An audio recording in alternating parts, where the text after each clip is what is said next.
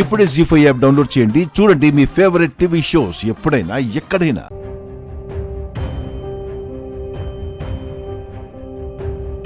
నీ వంట విషం కాదు, విషపు మనుషులతో నువ్వు కలిసిపోయావు. మేం వెలేసిన మనిషితో నువ్వున్నావు.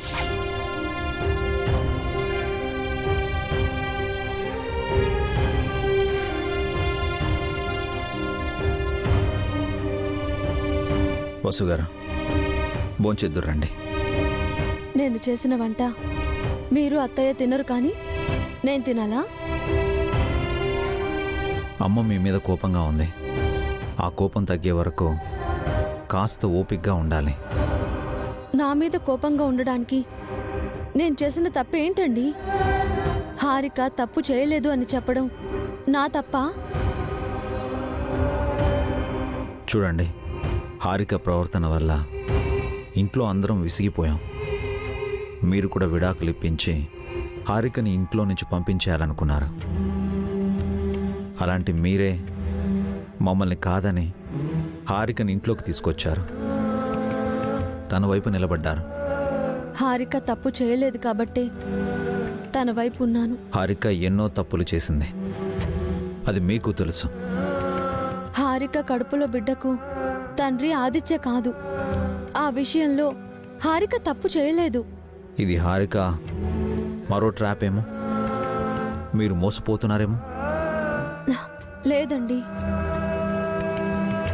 ఆదిత్య భార్య సాన్విక నాకు తెలుసు.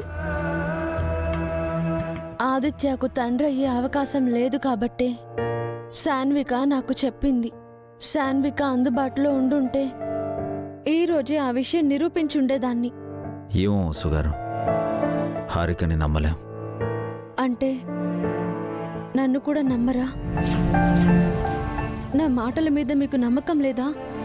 హారిక విషం తాగినట్టు నటించి మనల్ని అందరినీ మోసం చేసింది. ఇది కూడా ఇంకో మోసం అని ఇంట్లో అందరూ అనుకుంటున్నారు. అందరి గురించి వదిలేయండి. మీరేమనుకుంటున్నారు? నేను కూడా మోసం చేస్తాననా? అది కాదు వసుగారు.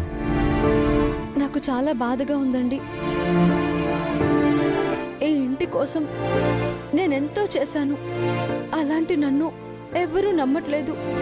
నమ్మకం లేనిది మీ మీద కాదు, హారిక మీద. అయితే నేను వండిన వంట అందరూ ఎందుకు తినలేదు? చెప్పాను కదండి, అమ్మకి కోపం వచ్చింది. మీకు కూడా నా మీద కోపం వచ్చిందా? మీపై నాకు కోపం ఉందని మీరు అనుకుంటున్నారా?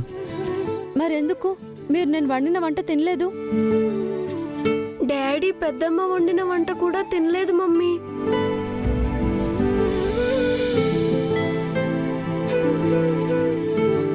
జీ5 యాప్ డౌన్లోడ్ చేసి అన్ని ఎపిసోడ్స్ పూర్తి ఉచితంగా చూడండి.